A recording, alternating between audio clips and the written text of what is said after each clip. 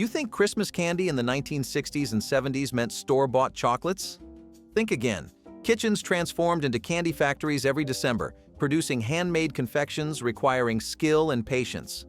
Let's dig into 30 Christmas candies that have disappeared from holiday tables. Ribbon candy was the fragile showpiece gracing nearly every holiday candy dish in the 1960s, its twisted loops of pulled sugar catching light like stained glass windows. Making it required heating sugar syrup to the hard crack stage, then pulling and folding while still pliable enough to shape, but hot enough to burn careless fingers. Candy makers worked in pairs, stretching molten sugar into thin ribbons quickly pleated into accordion folds before the mixture cooled and shattered. The finished candy came in jewel tones of ruby red, emerald green, and amber gold, each piece unique because handwork meant no two were identical. Families displayed ribbon candy in cut glass bowls where it sparkled under Christmas tree lights, though everyone handled it carefully since delicate folds snapped at slight pressure. The flavor was pure sugar with peppermint hints, but the appeal was mostly visual. Today's ribbon candy comes from overseas factories, a pale imitation of handcrafted artistry. Divinity was the cloud-white confection separating serious candy makers from casual cooks, requiring perfect timing and dry weather to succeed. The recipe seemed simple: sugar, corn syrup, and egg whites, but execution demanded beating hot syrup into stiff peaks until the mixture lost its glossiness and held shape when dropped from a spoon. Southern grandmothers swore Divinity would fail on rainy days when humidity prevented proper setting, making Christmas candy weather-dependent ritual. The finished pieces were dropped onto waxed paper in soft mounds studded with pecans, their texture somewhere between marshmallow and meringue with a slight crumble dissolving on the tongue. Children watched the transformation with wonder as clear syrup became billowing white clouds, beaters leaving trails holding shape like mountain peaks. Divinity appeared on Christmas cookie platters alongside fudge and pralines, its pristine whiteness contrasting darker confections. The candy required immediate consumption since it absorbed moisture quickly. Seafoam candy carried the same ethereal texture as Divinity, but traded egg whites for brown sugar, creating confection the color of beach sand with butterscotch and molasses flavor. The technique required cooking brown sugar and corn syrup to precisely 260 degrees before pouring over beaten egg whites and whipping until the candy achieved its signature airy texture. Unlike Divinity's pure white appearance, Seafoam had amber hue deepening as it aged, and caramelized sugar notes made it more complex on the palate. Appalachian families particularly treasured this candy, passing recipes through generations alongside stories of Christmas gatherings where Seafoam appeared on pressed glass plates. The name evoked something delicate and natural, though the candy required industrial-strength arm muscles before electric mixers became common. Children loved Seafoam because it melted on the tongue, unlike hard candies lasting forever. This candy has nearly vanished from modern traditions, replaced by commercial confections lacking handmade charm. Molasses taffy was the Christmas candy turning candy, making into community entertainment, requiring multiple people to pull sticky ropes until they transformed from dark brown to golden tan. The base recipe combined molasses, sugar, butter, and vinegar, cooked until a drop formed hard ball in cold water, then poured onto buttered marble slabs to cool. Once reaching pulling temperature, greased hands stretched it into long ropes, folded back, and stretched again, repeated dozens of times until the candy lightened and developed characteristic chewy texture. Families made taffy pulling into social occasions, inviting neighbors for evenings combining work with laughter. Children earned their share by helping pull, learning that timing mattered since taffy cooled too much became impossible to stretch. The finished candy was twisted into ropes and snipped with scissors into bite-sized pieces wrapped in waxed paper. The flavor was deep and complex, molasses providing earthiness that modern corn syrup taffies cannot match.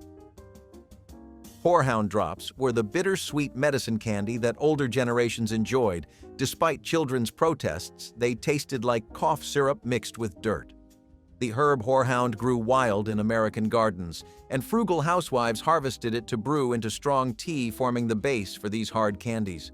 The finished drops had intensely herbal flavor, bitter, slightly minty, medicinally sharp, supposedly soothing sore throats during winter. Older folks kept Horehound drops in pockets throughout holiday season, offering them to grandchildren who quickly learned to refuse politely. The candy represented an older approach where sweetness served as delivery system for herbal benefits rather than existing purely for pleasure. Pharmacies stocked Horehound drops alongside penny candies, though children spent coins on sweeter options. By the 1970s, these drops were already nostalgic relics purchased by those remembering them from childhood. Today they appear occasionally in specialty shops, curiosities from when candy and medicine overlapped. Homemade chocolate-covered cherries required patience since the liquid center making them special developed only after weeks of waiting. The process began with maraschino cherries drained and patted dry, then wrapped in fondant that would eventually liquefy around the fruit. Each wrapped cherry was dipped in tempered chocolate and set aside in cool storage, where enzymes in cherry juice slowly broke down fondant into sweet syrup. Opening one too early meant biting into solid fondant, but waiting 3 weeks rewarded patience with that magical burst of cherry-flavored liquid inside chocolate shells.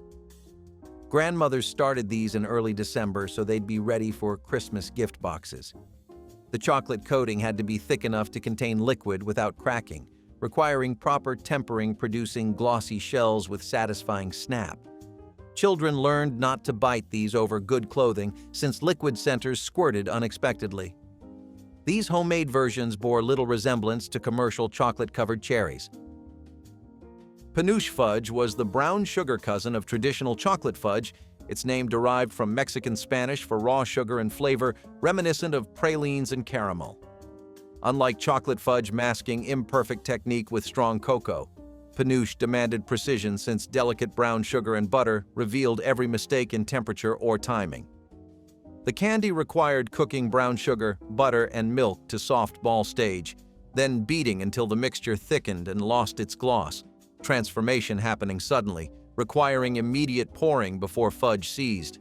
The finished candy had maple-like sweetness with butterscotch undertones, often studded with pecans complementing caramelized depth.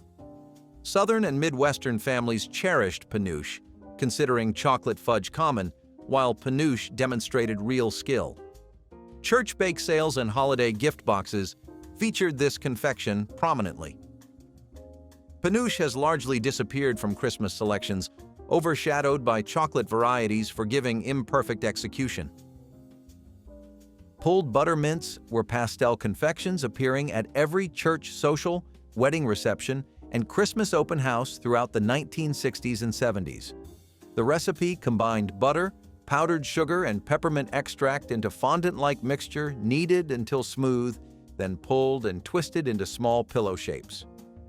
Unlike hard peppermints lasting forever, these dissolved almost instantly on the tongue, leaving creamy butter flavor with bright mint finish.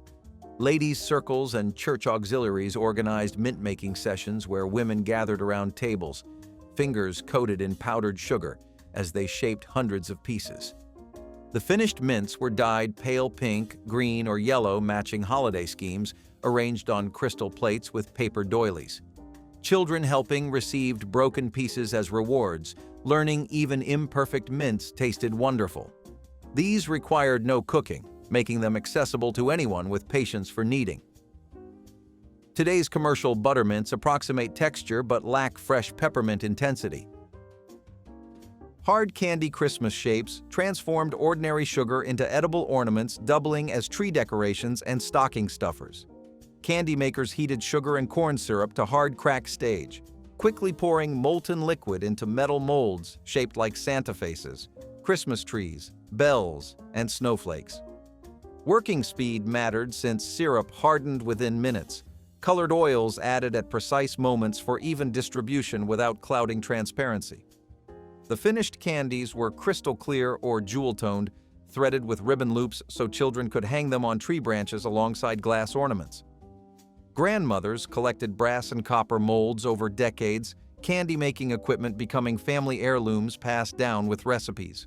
Flavors ran from peppermint and cinnamon to clove and anise, Each color matched to specific tastes, so children learned what to expect. Making hard candy required marble slabs, brass molds, and confidence handling extremely hot sugar, barriers eventually shifting candy towards store-bought alternatives. Candied citrus peel transformed what most families threw away into glistening confections, elevating Christmas baking and candy dishes. The process began with thick-skinned oranges, lemons, or grapefruits, whose peels were cut into strips and boiled repeatedly to remove bitterness before simmering in sugar syrup until translucent.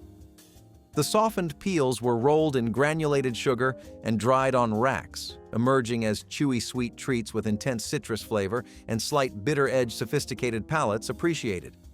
Frugal housewives loved this candy because it cost almost nothing, using peels that would otherwise go to waste while producing something impressive. The finished candied peel appeared in fruitcakes, on cookie platters, and dipped in dark chocolate for elegant gifts. Children often found the flavor too intense, but adults savored complexity, separating homemade from artificially colored commercial versions. Some families candied citrus from backyard trees, making this confection celebration of harvest and thrift. Sponge candy was the honeycomb confection that shattered between teeth with satisfying crunch before dissolving into pure caramelized sweetness on the tongue. Making it required cooking sugar and corn syrup with baking soda added at precisely the right moment, causing the mixture to foam dramatically and triple in volume within seconds. The timing was everything. Pour too early and the candy stayed flat, pour too late and the foam collapsed into dense toffee. The finished sponge had thousands of tiny air pockets creating its signature texture, golden brown and impossibly light despite being solid sugar. Buffalo, New York claimed this candy as regional specialty, but homemade versions appeared in Christmas tins across the Midwest. Children loved breaking apart large slabs into irregular chunks, each piece revealing those honeycomb interiors.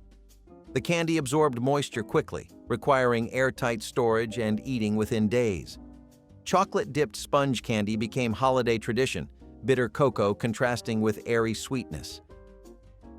Marzipan fruits were the edible art projects transforming almond paste into miniature apples, oranges, and bananas almost too beautiful to eat. The process began with grinding blanched almonds into smooth paste, then kneading in powdered sugar until the mixture became pliable clay. Skilled hands shaped this paste into tiny fruits, each requiring attention to realistic proportions and color gradations.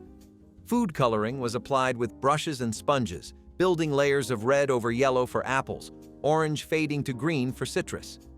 Stems were crafted from cloves or chocolate, and some makers added texture by pressing real fruit skins against the surface.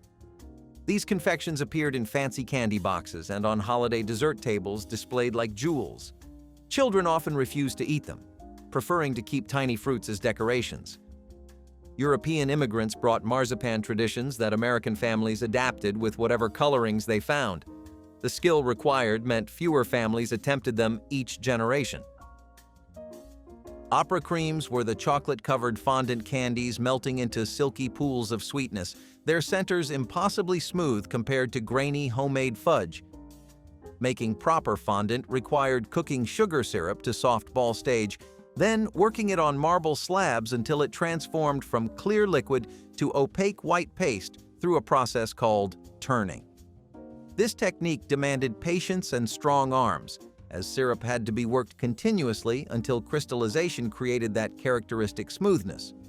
The fondant was flavored with vanilla, maple, or fruit extracts, then shaped into ovals and dipped in tempered chocolate. The name suggested elegance, and these candies appeared in the finest holiday assortments. Department store candy counters sold them by the pound, but homemade versions carried special pride. Mothers who mastered fondant guarded their techniques, knowing improper crystallization produced grainy results. Children considered opera creams the sophisticated candy, something grown up compared to simpler treats.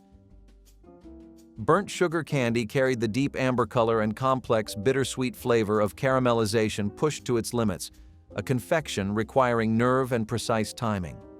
The recipe involved nothing but sugar and water, cooked until the mixture passed through golden to amber, to the edge of burnt without crossing into bitterness. This transformation happened in seconds, and candy makers learned to pull pots from heat at exactly the right moment based on color and smell alone. The molten caramel was poured into buttered molds or dropped onto slabs in free-form puddles, hardening into glassy discs. The flavor was intensely concentrated, not merely sweet but complex with notes of smoke and molasses that lingered. Some families added cream at the last moment to create softer caramels, while purists preferred hard crack version. Children found burnt sugar candy too intense, but adults appreciated its sophistication. This was Christmas candy for grown-up palates, often served with coffee after holiday dinners. Maple sugar candy was the pure crystallized sweetness that New England families shaped into leaves, hearts, and Santa figures using wooden molds passed through generations. Making it required boiling real maple syrup past normal consistency until reaching temperature high enough for crystallization, then stirring rapidly as it cooled. The timing was critical. Stop stirring too soon and candy stayed soft. Continue too long and it became grainy instead of smooth. Properly made maple sugar had texture like dense fudge and flavor so concentrated it tasted almost smoky. Families with their own sugar bushes made this from syrup they'd boiled themselves, connecting Christmas treats to late winter sugaring traditions. The wooden molds were folk art, hand-carved by ancestors who shaped negative spaces into seasonal forms. Children received maple sugar Santas in stockings, each unique because hand-pressing meant no two were identical. These candies dissolved slowly, releasing waves of maple flavor commercial candies could never match. Crystallized ginger was the fiery sweet confection polarizing Christmas candy dishes, beloved by some and avoided by others who found its heat overwhelming. Preparation began with fresh ginger root sliced thin, then simmered repeatedly in sugar syrup until fibers softened and slices became translucent. Multiple cookings were required, each driving more sweetness into the spicy root while extracting some of its sharp bite. The finished slices were rolled in granulated sugar and dried until they developed crystalline coating sparkling under holiday lights. The flavor was intensely warming, ginger's heat building gradually before sugar sweetness arrived to temper it. Adults who appreciated complex flavors kept crystallized ginger in special dishes, nibbling pieces after rich holiday meals as digestive aid. Frugal cooks loved that ginger-infused syrup could be saved for baking or mixed into tea.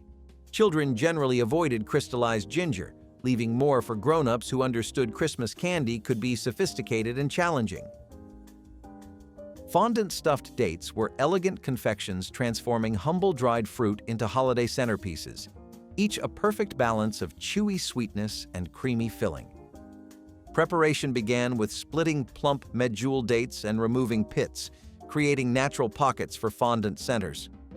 The fondant was tinted pale colors, pink, green, or white, then piped into each date cavity.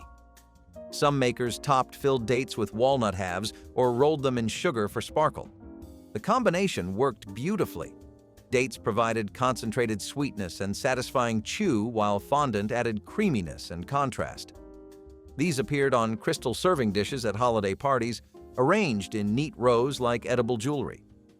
Women's magazines featured fondant-stuffed dates in Christmas entertaining sections as sophisticated alternatives to common candies.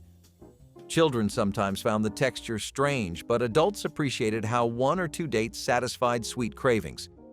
The labor of stuffing each date made these special occasion treats reserved for celebrations. Popcorn balls were the sticky spheres appearing at every Christmas party, school exchange, and holiday gathering. Surfaces studded with puffed kernels held together by molasses or corn syrup. Making them required cooking syrup to the right consistency, firm enough to hold shape but soft enough to mold, then working quickly before coating hardened. Families gathered around tables covered in waxed paper, buttering hands against sticky mixture while shaping warm popcorn into balls.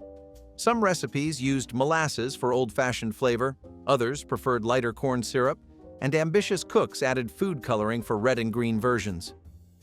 The finished balls were wrapped in cellophane and tied with ribbons, perfect for gift-giving and tree ornaments.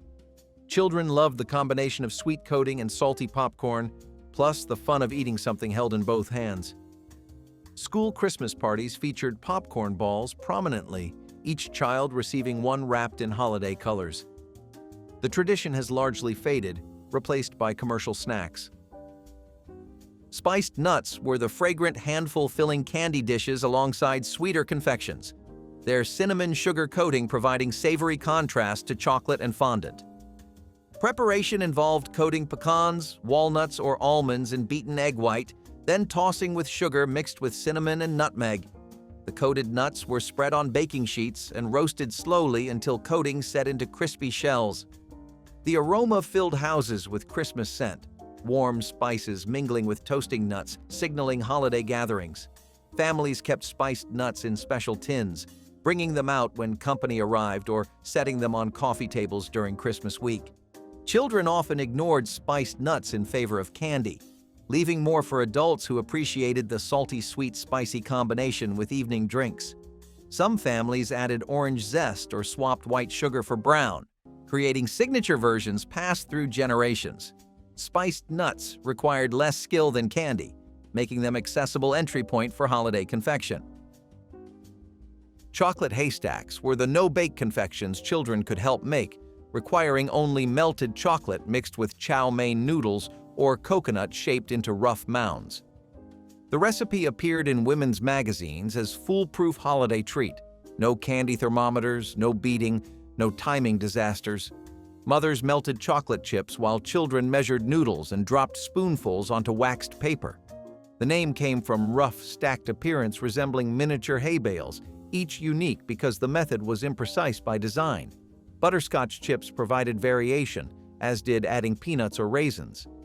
These weren't sophisticated candies, but simplicity meant every family could participate in Christmas candy making. Children proudly gave haystacks to teachers and grandparents as gifts they'd made themselves. The confections appeared at church cookie exchanges, where homemade was valued over perfection. Chocolate haystacks represented democratic Christmas candy. No special equipment required, just enthusiasm and melted chocolate. Apricot balls were no-bake confections that women's magazines promoted as elegant holiday treats requiring only dried fruit, nuts, and a food grinder. The recipe called for dried apricots ground with walnuts or pecans, then mixed with sweetened condensed milk and shaped into spheres.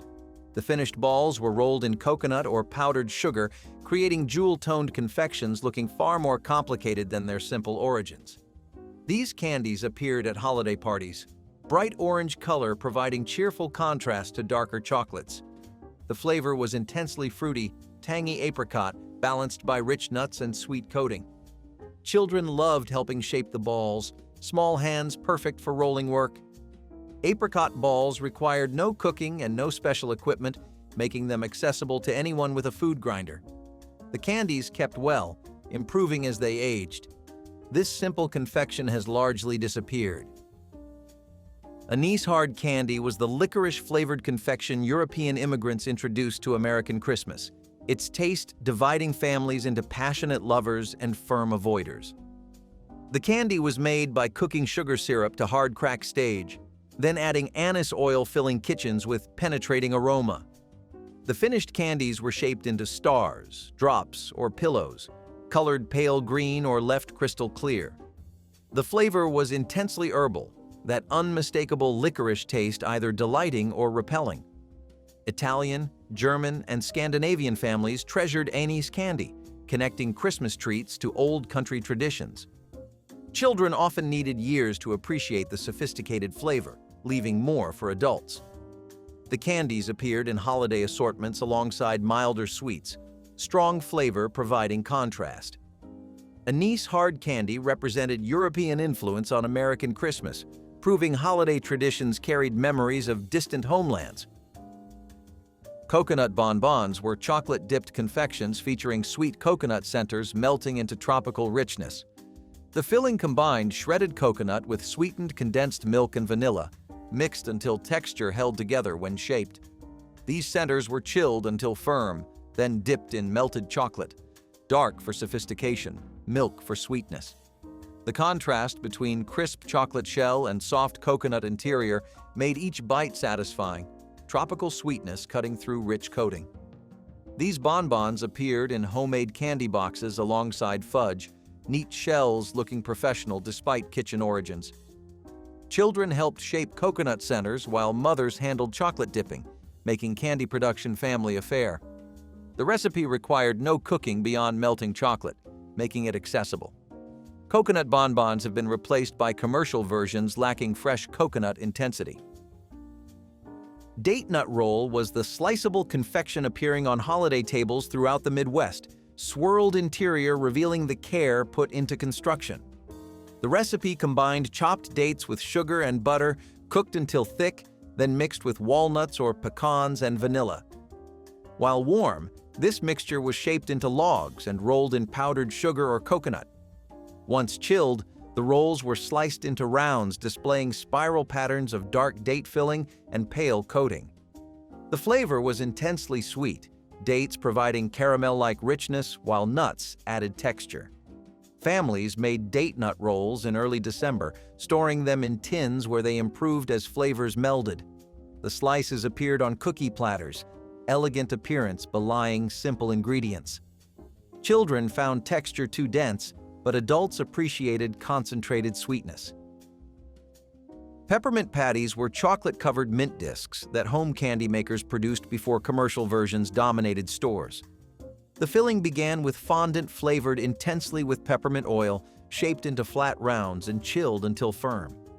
Each patty was dipped in dark chocolate, contrasting beautifully with white mint center visible when bitten. The sensation was cooling and rich simultaneously, peppermint brightness cutting through chocolate depth.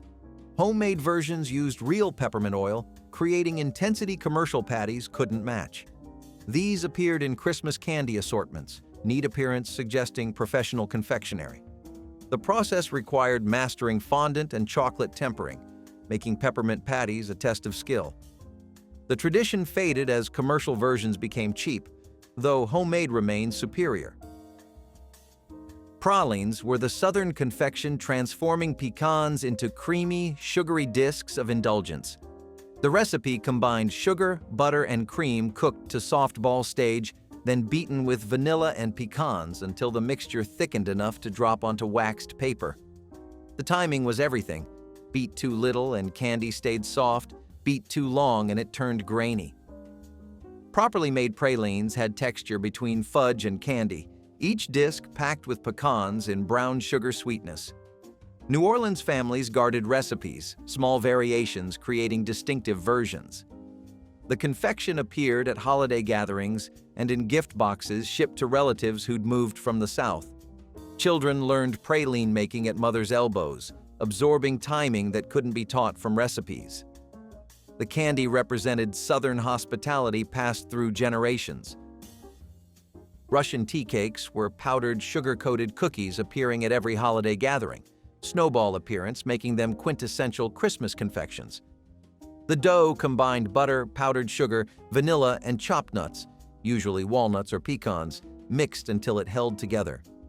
Small portions were rolled into balls and baked until just set, then rolled twice in powdered sugar while warm.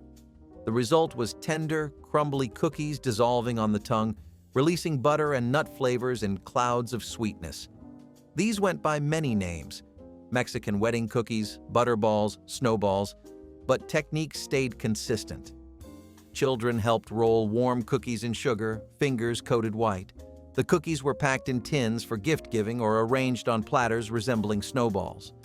Russian tea cakes required no special equipment, making them accessible to every home baker. Molasses popcorn balls were the old-fashioned version predating corn syrup varieties, dark coating connecting Christmas to earlier traditions.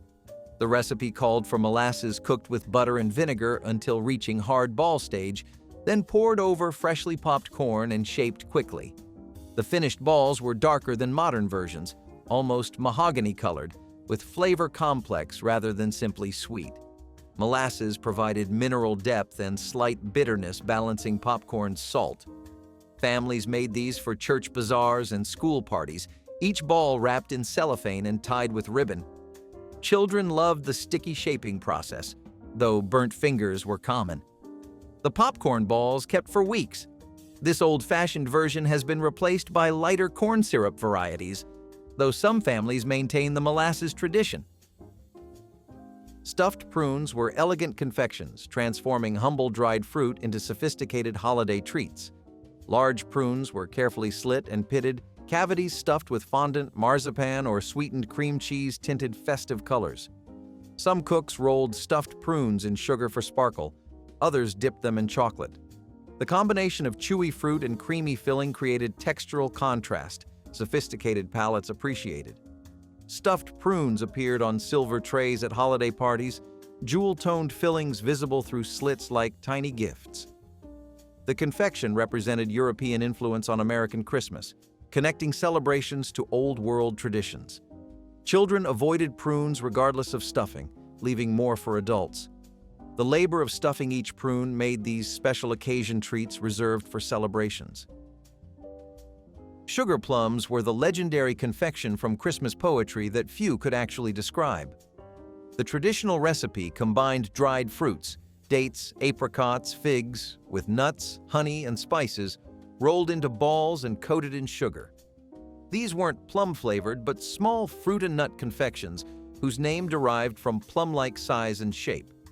The flavor was intensely fruity and spiced, each bite releasing complex sweetness. Sugar plums required no cooking, making them ancient confections predating refined sugar. Families who made them connected celebrations to centuries of tradition. Children hearing of sugar plums in stories were surprised by the sophisticated flavor. The candies appeared in vintage celebrations, literary fame exceeding modern popularity. Sugar plums represent Christmas candy's deep history. Burnt sugar cake carried caramelized depth into holiday celebrations across the South. The distinctive flavor came from sugar cooked until dark amber, almost black, then carefully diluted with hot water to create syrup that flavored both cake and frosting. The resulting taste was complex, bitter, sweet, and deeply toasted in ways plain sugar could never achieve. Families passed down the precise moment to stop the burning, that instant before bitter crossed into acrid. The cake layers were tender and brown, frosted with caramel icing made from the same burnt sugar base. Making proper burnt sugar required courage, the smoking pan seeming dangerous to nervous cooks. Children watched with wide eyes as grandmothers stood unflinching over billowing pans. The cake kept well, actually improving as moisture redistributed over days. Burnt sugar cake has nearly vanished, its technique too intimidating for modern kitchens. It was Christmas alchemy, transforming simple sugar into something profound. Gingerbread with lemon sauce was the kind of Thanksgiving dessert that wrapped the room in warmth before the first bite was even taken. The gingerbread came out of the oven dark and fragrant, soft enough to spring back when touched, but sturdy enough to hold a drizzle of the glossy lemon sauce that bubbled on the stove. The sauce itself was tart, bright, and smooth, poured over each slice while still hot, so the edges soaked up the sweetness. Families loved the contrast. Spice and citrus, heat and cool air drifting through a busy kitchen. It tasted like an older style of holiday, one built on simple ingredients and real time spent at the stove. As boxed mixes and canned toppings took over, fewer people bothered whisking a sauce by hand or baking gingerbread from scratch. But anyone who remembers this dessert can still recall the smell of spice rising with the steam and the way that golden sauce made a humble cake feel like something extraordinary. Orange fluff was the cloud-like confection that children circled back to throughout holiday meals, its sherbet orange color standing out among earth-toned dishes. Orange gelatin was dissolved and mixed with cottage cheese, whipped topping, mandarin orange segments, and miniature marshmallows until impossibly light and airy. The cottage cheese provided protein and subtle tang that balanced sweetness, while marshmallows added pockets of chewy texture. Chilled until set, but still soft, orange fluff was served in glass bowls where its sunset color glowed invitingly. Some versions added crushed pineapple or chopped pecans, but purists kept the base simple. The dish required no cooking and could be assembled days ahead, perfect for busy holiday schedules. Children often asked for orange fluff specifically, knowing it would appear at Thanksgiving and Christmas without fail. Orange fluff represented the era's love of convenience desserts dressed up as salads, occupying that sweet spot between side dish and treat. Buckeyes were the peanut butter balls dipped in chocolate to resemble Ohio's state nut, with their signature spot of tan peeking through dark coating. Mothers mixed peanut butter with butter, powdered sugar, and sometimes crispy rice cereal until the mixture was firm enough to roll. Each ball was chilled, then skewered with a toothpick and dipped into melted chocolate, leaving the top exposed. The two-tone appearance made Buckeyes instantly recognizable, their name honoring the buckeye tree whose nuts they resembled. Children loved the combination of smooth peanut butter filling and crisp chocolate shell, often eating them in 2 bites to appreciate each texture separately. The Candies were particularly beloved in Midwestern families, where buckeye trees grew and state pride ran strong. Making Buckeyes became a family assembly line, with children rolling balls while mothers handled the hot chocolate. These candies proved that regional traditions could spread nationwide when the flavor was this good. Bourbon balls were the adult confection found on every Southern cookie tray, those no-bake treats that packed a spirited punch beneath their chocolate coating. The recipe was elegantly simple: crushed vanilla wafers mixed with cocoa, powdered sugar, corn syrup, and generous amounts of Kentucky bourbon, then rolled into balls and coated in powdered sugar or chocolate. No cooking was required, making them perfect for busy holiday schedules, though they needed days of aging for flavors to meld. The bourbon mellowed as the balls rested, transforming from harsh to smooth while permeating every bite with warm, oaky sweetness.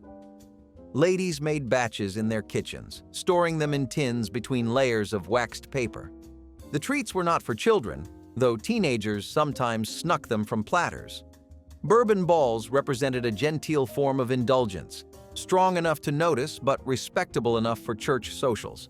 They've never entirely disappeared but are rarely made with the same generous pour. Angel food cake, a staple in American baking, is known for its distinctive light, fluffy texture attributed to its unique ingredient list that includes no fat, only egg whites, sugar, flour, and cream of tartar. This cake's origins trace back to the United States in the late 19th century, gaining popularity as a food of the angels due to its airy lightness. By the 1980s, it became synonymous with health-conscious dessert choices because of its low-fat content. Innovations in baking technology, particularly the widespread availability of electric mixers, made the process of whipping egg whites less daunting, contributing to its popularity.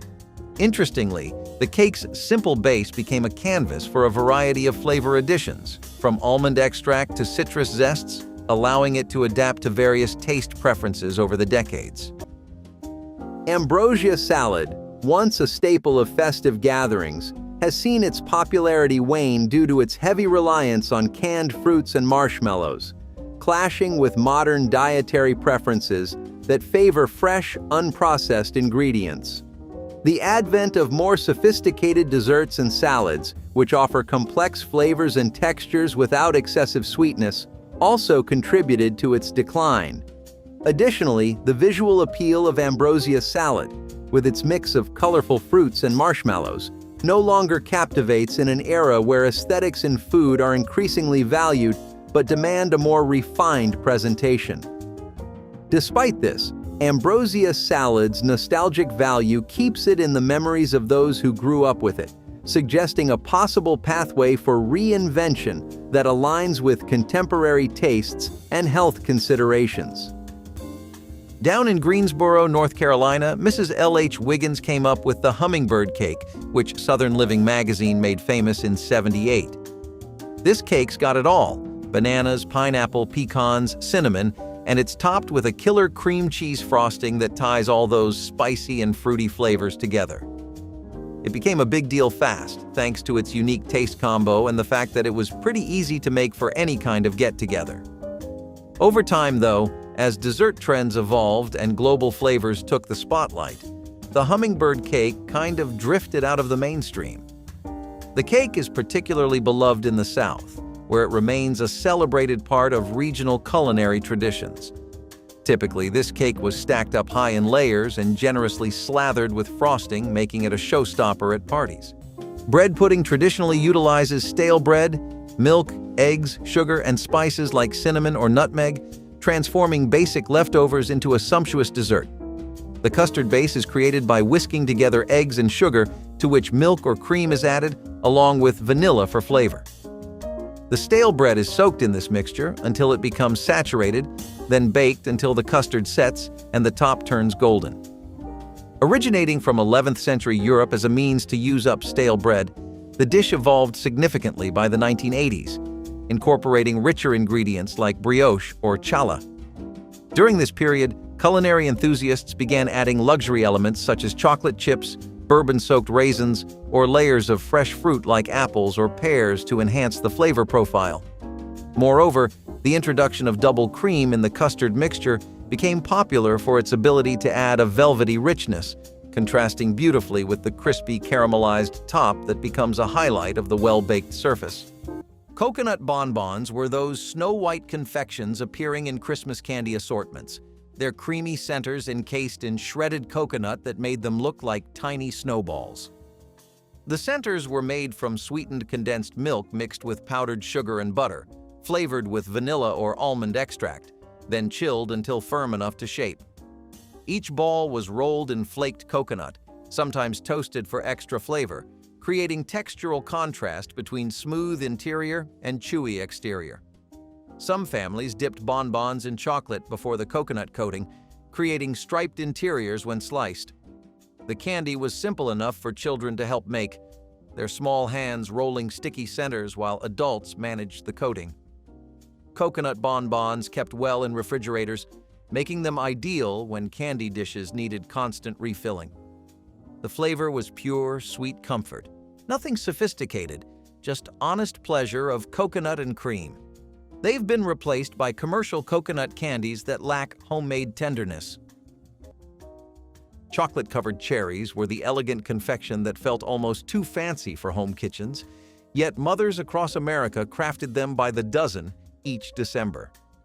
Maraschino cherries were drained and wrapped in fondant, a sweet, creamy mixture that would eventually liquefy inside the chocolate shell. Each wrapped cherry was dipped in tempered chocolate and set on waxed paper to harden.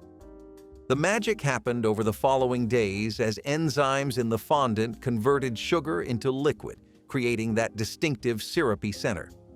Children learned patience waiting for chocolate-covered cherries to properly ripen, knowing that fresh-dipped candies were too firm and needed time. The first bite through the chocolate shell released sweet cherry juice that mixed with creamy fondant. These candies appeared in fancy boxes at department stores, but homemade versions were fresher, with plumper cherries and thicker chocolate. Mothers took pride in creating something that looked store-bought but tasted infinitely better.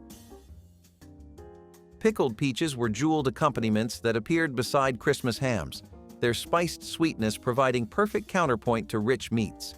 Canned peach halves were simmered in syrup infused with whole cloves, cinnamon sticks, and apple cider vinegar until they absorbed warm spices completely. The peaches emerged tender and glossy, their golden flesh tinged with amber from the spiced brine. Packed into jars, they could be preserved for months, ready to grace holiday tables whenever needed. Each peach half was studded with whole cloves, making them look almost decorative, edible ornaments for the dinner plate.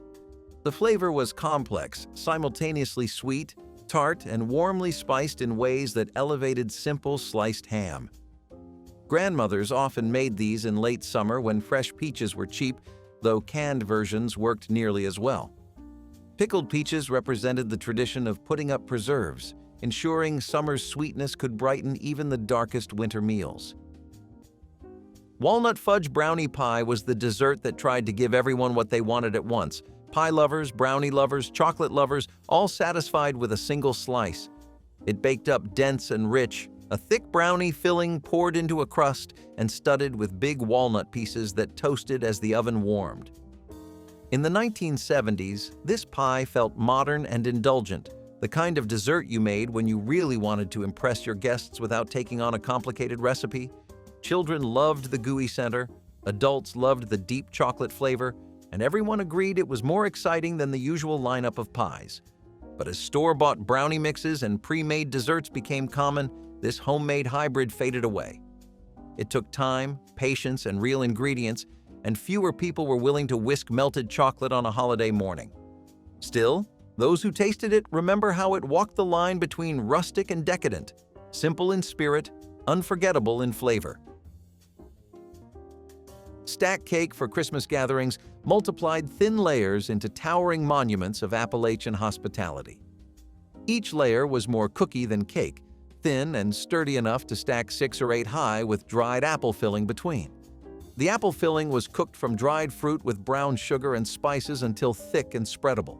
Families assembled stack cakes days before serving, allowing moisture from the filling to soften the layers into something almost pudding-like. The tradition held that wedding guests each brought a layer, but Christmas versions were made entirely at home. Each slice revealed the beautiful striations of dark filling and pale cake, a cross-section of patient effort. The flavor was deeply autumnal, apples, cinnamon, molasses, yet perfect for winter celebrations. Stack cakes kept for weeks, improving with time as flavors continued to meld. Making one required planning that began with drying apples months earlier. Stack cake was heritage baked into edible form. Apple pandowdy was the rustic cousin of all the fancier apple desserts, a dish that did not care about looks or presentation and still managed to win every heart at the table. It began with sliced apples simmered with cinnamon, butter, and a touch of brown sugar until the whole house smelled like the inside of an orchard. Instead of laying a perfect crust over the top, cooks would break pieces of dough and scatter them unevenly, letting the edges sink into the bubbling fruit as it baked. The juices caramelized around the dough, turning each little piece into something crisp, chewy, and irresistible. This was a dessert for families who valued flavor over perfection, people who understood that the best dishes are sometimes the messiest. Children loved it because it felt fun, like a dessert that broke the rules, and adults loved it because it tasted like the orchard harvest served straight from the pan. But as crisps and cobblers became more popular and easier to sell in bakeries, the pandowdy quietly slipped away. Its uneven top was not camera-ready, and its old-fashioned name did not help it survive in a modern world. Still, anyone who ever ate it fresh from the oven remembers the way it tasted like fall itself, a forgotten treasure hiding in plain sight. Frozen fruit salad was the jewel of holiday buffets, its pastel sweetness providing cool contrast to hot, savory dishes crowding Christmas tables. Cream cheese was whipped with mayonnaise until smooth, then folded together with whipped cream, canned fruit cocktail, maraschino cherries, and miniature marshmallows. Some versions added crushed pineapple or mandarin oranges for extra fruit presents. The mixture was poured into loaf pans and frozen solid, then sliced into pink-tinged rounds that held their shape beautifully on lettuce-lined platters. The texture was unlike anything else on the table. Frozen yet creamy, sweet yet tangy from the cream cheese base. Children adored it, begging for extra slices, while adults appreciated how it could be made weeks in advance. The salad straddled categories, appearing sometimes with sides and sometimes with desserts. Frozen fruit salad represented the 1970s love of make-ahead entertaining, proving that planning could produce something genuinely delightful. Chocolate truffles were the sophisticated confection that mothers rolled by hand, each ganache center coated in cocoa or nuts. Heavy cream was heated and poured over chopped chocolate, then stirred until smooth and chilled until firm enough to scoop. Small portions were rolled quickly between palms, the warmth of hands softening the ganache, then immediately coated in cocoa powder, chopped nuts, or more melted chocolate. The texture was what made truffles special, that moment when the coating gave way to silky, intensely chocolatey centers. Children considered truffles grown-up candy, something to be savored rather than grabbed by the handful. Mothers who made truffles often experimented with flavors, adding orange zest, coffee, or liqueurs to the ganache. The candies looked professional but required no special equipment, just quality chocolate and patience. Truffles represented European sophistication brought into American kitchens, proving that elegant confections could be homemade. Penuche was that creamy brown sugar fudge that appeared on holiday candy plates, its caramel-like flavor setting it apart from ordinary chocolate versions. The name came from a Mexican-Spanish word for raw sugar, and the candy had roots in both Latin American and New England traditions. Making penuche required cooking brown sugar with cream or milk to the soft ball stage, then beating the mixture until it lost its gloss and thickened enough to pour into pans. The result was smooth and creamy with a deep butterscotch flavor that lingered on the tongue. Chopped walnuts or pecans were often folded in, their crunch contrasting with the silky candy. Penuche was considered more sophisticated than chocolate fudge, appearing at ladies' luncheons and holiday open houses. The technique was tricky. Undercook it and the candy never set, overcook it and the texture turned grainy. Home candy makers took pride in achieving perfect penuche, its golden color and complex sweetness proof of their skill. The chocolate mayonnaise cake, a novel yet beloved dessert, makes ingenious use of mayonnaise to replace traditional fat components like butter or oil. This cake's recipe typically combines unsweetened cocoa powder, sugar, and flour with mayonnaise, which adds moisture and richness to the cake without imparting a mayonnaise flavor. First coming into prominence during World War II due to rationing, this cake remained popular into the 1980s for its moist texture and deep chocolate flavor. The preparation involves simple mixing techniques, with mayonnaise added to the wet ingredients before combining with the dry, creating a batter that is notably smooth and easy to work with. Moreover, food manufacturers began to market mayonnaise specifically for its use in cakes during this period, highlighting its ability to create exceptionally moist desserts. Mixing pineapple, coconut, and macadamia nuts into a creamy, dreamy dessert. It layers crushed pineapple with coconut-flavored pudding and whipped topping, all on a crumbly crust. It's a favorite for gatherings where you want something easy and refreshing that screams tropical paradise. This dessert is particularly popular during the summer months, serving as a cool treat that transports eaters to the sunny shores of Hawaii with every spoonful. This dessert is usually chilled and served in squares, making it super easy to grab a piece.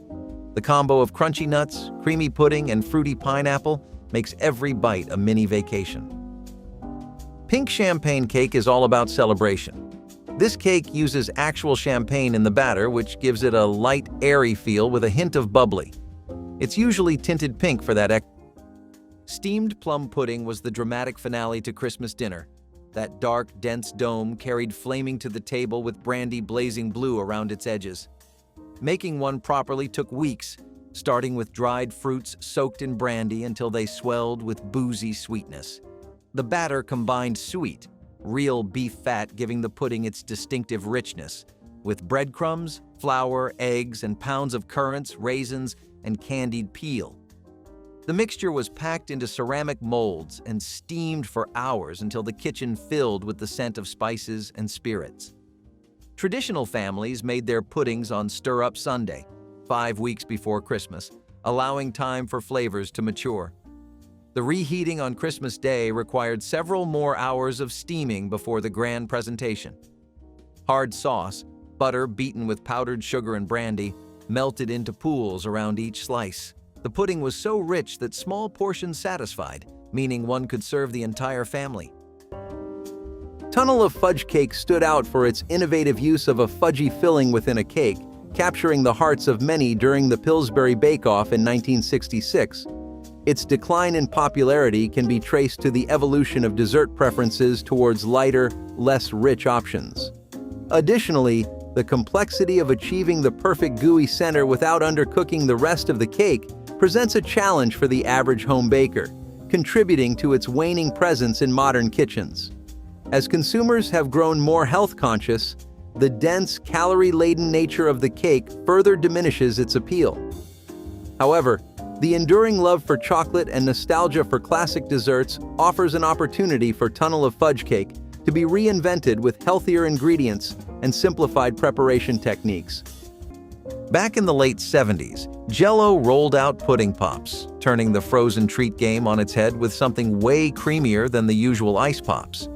Made from milk, sugar, and pudding mix, these pops were all about delivering a super smooth, rich taste. At their peak, pudding pops were so popular that they spawned a range of flavors, including chocolate, vanilla, and swirls. They totally stood out, thanks in part to those catchy Bill Cosby ads shouting, "Pudding in a pop." That marketing charm made these treats a big deal in households across the board. But even with their popularity, Kraft decided to cut them from the lineup in the early 2000s. They were trying to slim down their product range.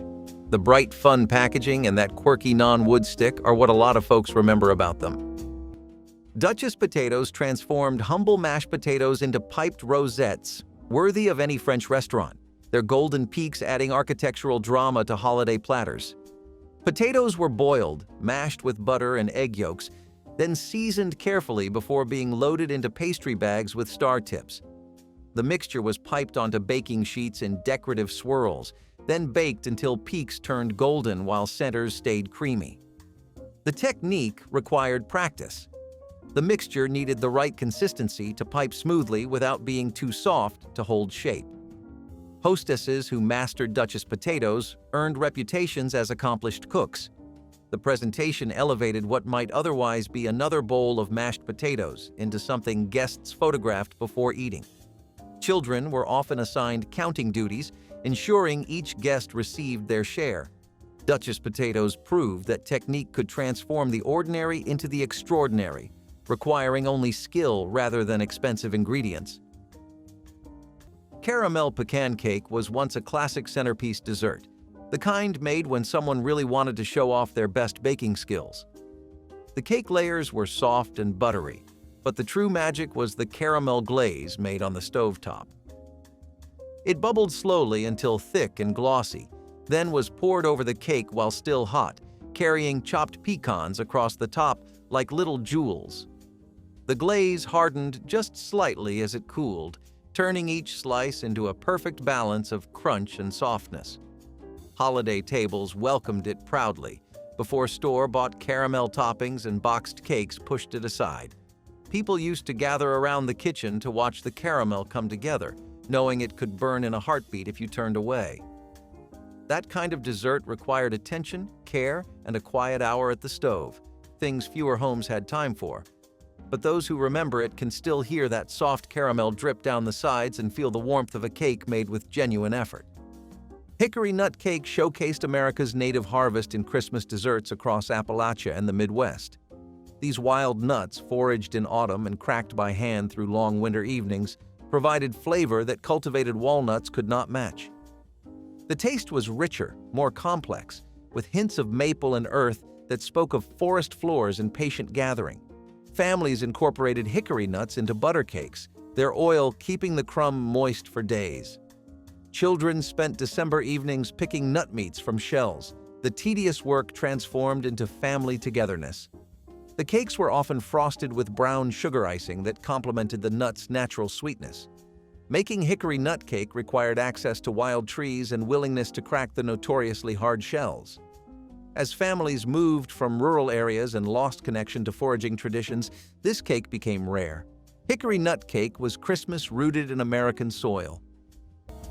Napoleons, or millefeuilles, are these fancy pastries with layers of puff pastry and pastry cream, all topped off with this slick glazed icing. Originating from France in the 18th century and known for their 1,000 leaves, that's what millefeuille means, these pastries were a big hit in fancy bakeries for their classy look and delicate flavors, perfect for high-end events and fine dining spots. Making them was no small feat, though, and as lighter, simpler desserts became more popular recently, Napoleons started showing up less often. Usually, these pastries were served up in tidy rectangles, with the icing artfully done up to make them total eye candy. The super precise layers and that creamy, flaky vibe are what made munching on a Napoleon feel like a luxury. Coconut cream pie is distinguished by its creamy, custard-like filling that blends eggs, sugar, and coconut milk, poured into a flaky pastry crust and topped with whipped cream and toasted coconut flakes. The pie's traditional recipe was enhanced in the 1980s with the introduction of high-quality coconut milk, which provided a richer coconut flavor and smoother custard consistency. The pie crust is typically pre-baked, a technique known as blind baking, to prevent it from becoming soggy once the wet filling is added. Innovations during the 1980s included the use of shredded coconut in the crust itself, adding texture and reinforcing the coconut flavor throughout the dessert. Food science played a role in improving the stability of the whipped cream toppings with the development of longer-lasting, stiffer whipped cream formulations, which kept the pies looking fresher for longer periods. Which forgotten Christmas candy would you bring back to your holiday table? Share your sweetest memories in the comments, hit that like button, and subscribe so you never miss another trip down memory lane.